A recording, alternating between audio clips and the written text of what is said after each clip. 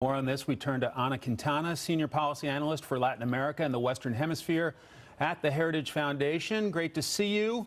For many of us, this news was a total surprise today, but we know Senators Orrin Hatch and Foreign Relations Chairman Bob Corker had been working the issue. What do you make of this release today?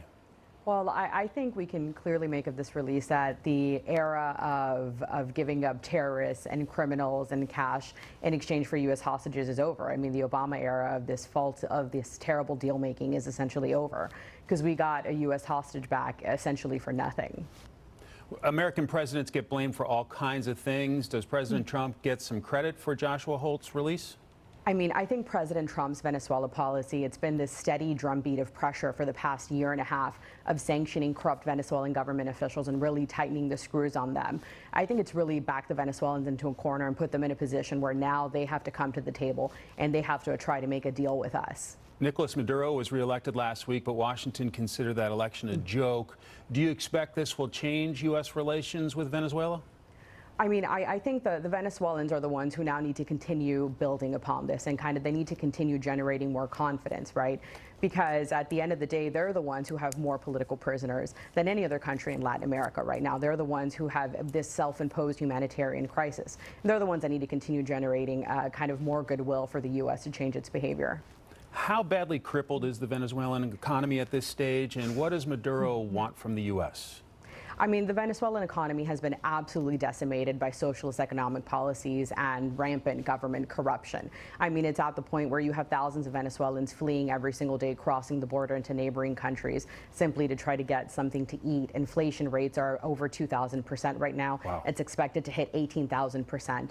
The Venezuelans right now, what they want is for the international community to continue letting them skate by and continue their corrupt ways. But I think what they need to do right now is accept international humanitarian aid. That's something the Venezuelans have absolutely not accepted at this point, even as their own people are starving and dying. So their people are suffering. Let's go broader. With so much attention on North Korea, China, even Russia, what do we know about the Trump administration policy toward Latin America?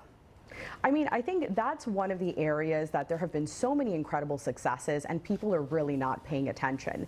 Again, in the past year and a half alone, the Trump administration has implemented targeted sanctions on over 70 corrupt Venezuelan government officials. The vice president of Venezuela was designated as a drug trafficking kingpin. Over $500 million of his drug trafficking related assets, $500 million were seized in the United States alone.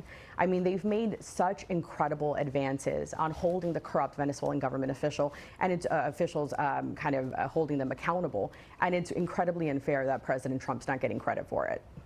Does this gesture, releasing an American, change anything significant in terms of relations going forward? Well, I think it's a very small step in the Venezuelan government trying to generate and build up a bit more confidence. And they really have a long way to go because they've ostracized not just the United States, but the entire region, all of Latin America. They haven't upheld their part of many bargains, of many deals that they've been making in many negotiations.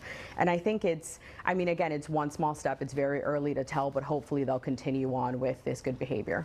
We know that Florida Senator Marco Rubio seemed kind of stressed out in terms of talks with the Venezuelan government. He wants Maduro to go. Your thoughts in terms of these discussions and whether Senator Corker was bringing anything with him to Venezuela or whether he was just there to get our Americans home? I mean, I think Senator Corker, as the chair of the Senate Foreign Relations Committee, I mean, he's perfectly entitled to visit with Maduro, and I think the outcome of this, right, getting Joshua Holt back is incredible. I do hope that there wasn't anything given up in exchange for that, because again, Joshua Holt was a hostage. He was not a prisoner. He was not a legitimate prisoner. He was a U.S. hostage. So I think there wasn't any kind of deals made on that end. And I think on the broader point of Nicolas Maduro having to leave the presidency, I mean, he's destroyed the Venezuelan, he's destroyed the country, he's destroyed the economy, and he's turned the country that was once a thriving democracy into a dictatorship. So I think we've passed the point of what needs to happen in the future of that country. Quintana from the Heritage Foundation, we thank you for your insight and perspective. Have a wonderful day.